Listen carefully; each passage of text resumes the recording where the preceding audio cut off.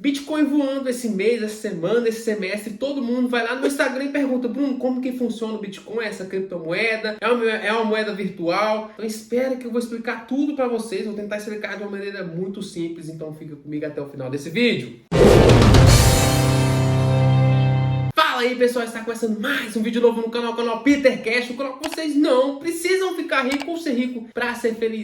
Pessoal, o canal está crescendo, estamos batendo quase 1000 inscritos. Se você ainda não é inscrito, já se inscreva aqui, já deixa o like no vídeo também. Às vezes a galera vem lá do Instagram para cá e não se inscreve, tá? Se você me acompanha aqui no YouTube, não me segue no Instagram, já vai lá e se inscreva, tá? E por que eu peço isso? Porque vocês se inscrevendo aqui, galera, vocês ajudam o canal a crescer. O Matheus está fazendo um ótimo trabalho aí comigo, ele que nesses últimos meses aí tem acompanhado nosso trabalho também. Sem ele não seríamos nada aqui, tá? Estamos batendo quase 1000 inscritos por causa dele. Está me dando algumas dicas aí de cenário, como que eu devo falar, progredir, enfim. Esse cara que você tá vendo aqui que não, eu acho que não evoluiu nada ainda, eu acho que tem muito que evoluir. Então, sem mais enrolação, o que é o Bitcoin, tá? Bitcoin nada mais é do que uma moeda descentralizada que foi criada em 2009. Por quem? Por Satoshi Nakamoto. E quem é esse cara? Ninguém sabe, ninguém nunca ouviu, ninguém nunca viu esse cara, tá? O BTC funciona como um sistema de pagamento digital que permite que o usuário façam transações diretas entre si. E é claro, sem a necessidade de intermediários como bancos ou instituições financeiras para validar esse processo. Bruno, é como se fosse o Pix? É mais ou menos, só que tem uma grande diferença, tá bom? O Pix nada mais é do que uma ferramenta de transação, ou seja, o seu dinheiro em espécie está lá no banco, tá? Então você coloca lá para fazer o seu Pix para outra instituição financeira ou para o seu amigo, para quem você está comprando, e o banco ele vai validar isso aí. Mas depois o banco vai se virar com outro banco para enviar o dinheiro em espécie.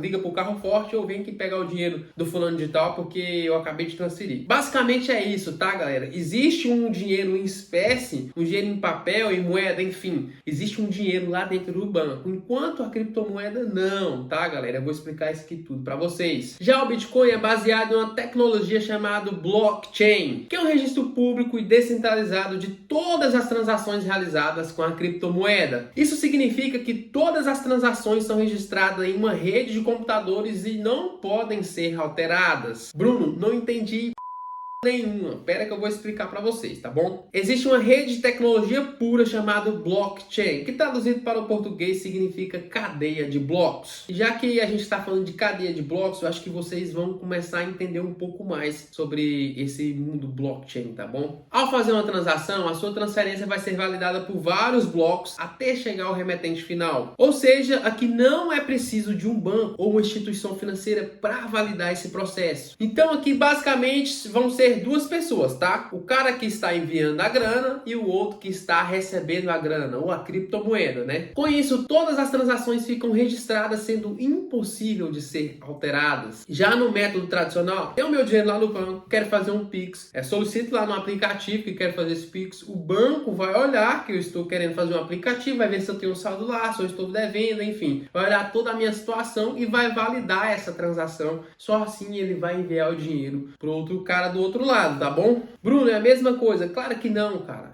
Eu sei que é um pouco difícil aí de vocês entender, diferenciar esse sistema tradicional com esse mundo blockchain. Aos poucos vocês vão entendendo aí, tá bom? Então espera que eu vou explicar. Calma, tudo de passo a passo. Qual é a grande diferença aqui? Esse sistema que utilizamos hoje é chamado CeFi, ou seja, finanças centralizadas. Nesse método CeFi, eu preciso de um banco no meio dessa transação para validar tudo. E daí o banco fica sabendo para quem eu mandei o dinheiro, quanto eu mandei de dinheiro, a data que eu mandei esse dinheiro, sem falar que também o Banco Central ele fica sabendo de todas essas informações, tá bom? E daí não tem como você escapar de nada, tá? Eu tô falando de pagamento de impostos ou de uma possível penhora de bens se você estiver inadimplente. Já na DeFi, que significa finanças descentralizadas, não precisa de uma instituição financeira ou um banco para validar todas essas transações. Basicamente você vai precisar somente de uma rede de computadores computadores para validar essa cadeia de blocos quando você clica lá, dá um enter para enviar sua criptomoeda para outra pessoa que está do outro lado. Então vamos lá, CeFi, finanças centralizadas, eu preciso de um banco aqui no meio, ó, tem uma pessoa, tem um banco no meio, o banco valida essa transação minha e o outro cara recebe. DeFi, finanças descentralizadas, o nome já diz, descentralizada, eu tô descentralizando, não tem ninguém aqui no centro, a pessoa manda a criptomoeda para outra pessoa na outra ponta e ele vai passar entre esses blocos, tá? Vai ser validado por vários blocos, que é uma tecnologia, tá? E daí vai chegar do outro lado sem que há uma necessidade especificadamente de um banco ou instituição financeira validar tudo isso aí. Além disso, é importante salientar que o Bitcoin ele não é controlado por nenhuma autoridade ou nenhuma instituição financeira ou nenhum governo, nada, tá? Ele é totalmente descentralizado. E é claro que isso torna o Bitcoin mais resistente à censura e a uma economia política. Galera, só para vocês terem noção, desde a criação do Plano Real lá em 1994, o real já desvalorizou mais de 85%. Ou seja, o que eu comprava com R$100 em 1994, hoje seria necessário basicamente R$627 para me comprar a mesma coisa que lá em 1994 custava R$100. E o que eu quero dizer com isso? Que quanto mais o país imprime dinheiro, mais esse país fica inflacionário, ou seja, há mais inflação nesse país. Já o Bitcoin, ele tem uma oferta limitada. Há apenas em toda a rede 21 milhões que ainda não existem, tá? Ainda tem que ser minerado, enfim, outra questão para assunto de outro vídeo falar aqui para vocês, tá? Ou seja, o Bitcoin, ele tem uma oferta limitada. Isso torna o Bitcoin para alguns uma reserva de valor valiosa e totalmente escassa, tá? Porque lembra que eu sempre falo em outros vídeos, até mesmo lá no Instagram, a lei da oferta e demanda, que é uma lei, cara, não tem como você mudar isso. Quanto mais escasso é esse produto, mais valioso esse produto fica, dependendo da demanda, tá? Já até falei em Reels lá no Instagram, já publiquei lá, que antigamente o caviar, ele era dado para os porcos, era dado de graça como prato de entrada em bares lá dos Estados Unidos, ele era dado para camponeses, ou seja, era um prato que tinha muita coisa, tá? O caviar era tipo assim, nossa, tinha uma quantidade muito, muito grande e ninguém queria saber. Só que como as pessoas consumiram muito caviar, o caviar ficou escasso. Então o caviar hoje eu posso dizer, nunca comi caviar, tá bom? Mas hoje eu posso dizer e posso afirmar que o caviar, ele é caro, não porque ele é gostoso, tá? Eu estou afirmando aqui, não porque ele é gostoso, mas economicamente estou afirmando que o caviar é caro porque ele é escasso, tá? Então certamente se você perguntar a qualquer pessoa, ou se você comeu o caviar já, você pode notar ou pode perguntar que, você já comeu outro prato que é mais gostoso que o caviar e que custou mais barato? Certamente essa pessoa vai falar que sim, tá? Então o caviar é um prato caro, que ele só é caro porque é escasso. Então o que eu quero dizer com isso? E lógico que tem a ver com Bitcoin. Bitcoin, quanto maior a demanda dele, e como ele é escasso, às vezes você vai entrar lá na corretora para comprar, ou em qualquer outro meio de compra, para comprar o Bitcoin, e você vai comprar frações de Bitcoin, porque como ele só tem 21 milhões, é muita gente querendo, ele fica mais valioso. E é claro que, como qualquer outro tipo de sistema, o sistema descentralizado também enfrenta desafios. Por exemplo, se houver um problema na rede ou um ataque hacker, você pode atrasar suas transações ou perder o seu fundo. Por isso que a maioria das pessoas que compram a criptomoeda, seja Bitcoin, Ethereum ou outra altcoin aí da vida, tá? O que elas fazem? Ela entra na exchange, tá? Ou seja, essas corretoras como Binance, Mercado Bitcoin, elas compram e acabam transferindo para sua Ledger. Galera, Ledger é uma carteira digital, tá?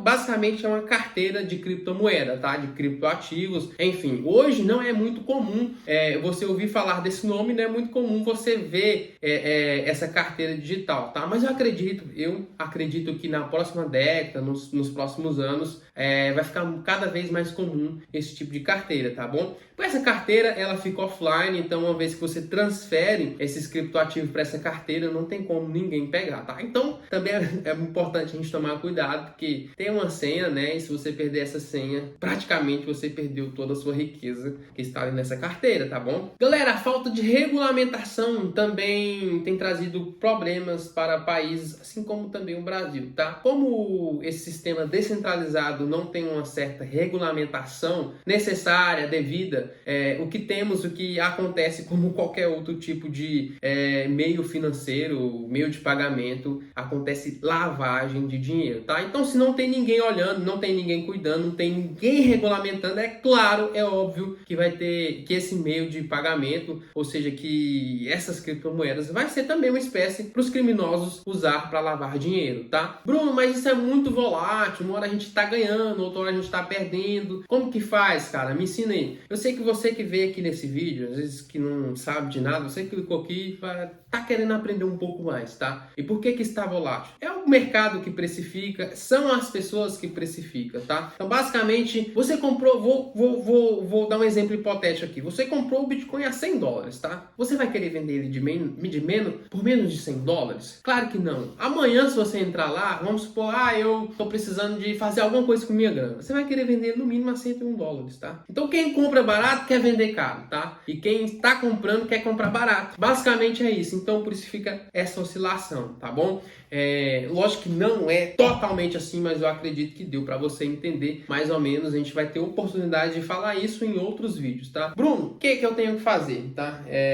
A gente basicamente está falando de como funciona o Bitcoin, a criptomoeda, esse sistema blockchain, finanças descentralizadas, DeFi, enfim. Mas basicamente é o seguinte, eu vou falar aqui de uma maneira bem rápida e sucinta, vou tentar ser mais breve para vocês entenderem, tá? A gente vai fazer compras mensalmente, aportes mensal. Já falei em outros vídeos, tanto ações, fundos imobiliários e também para criptomoedas, fazer aportes mensais. Essa galera que consegue ter um caixa maior, consegue fazer aportes semanais, tá, galera? Que fica bom também, mas eu não consigo, tá? Eu faço aportes mensais. Então, basicamente é o seguinte, outro exemplo hipotético, é lógico que o Bitcoin não está esse preço, mas eu vou ilustrar para vocês aqui, para vocês entenderem. Vamos supor que você comprou o Bitcoin a $10, tá?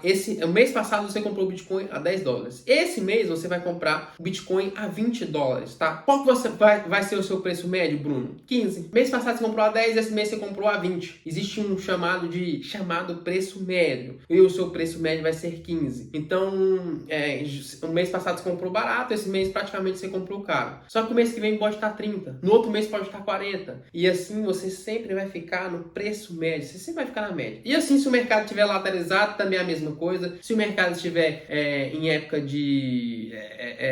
se o mercado estiver caindo, você vai ser também praticamente a mesma coisa. Mês passado você comprou por 20, esse mês você comprou por 10.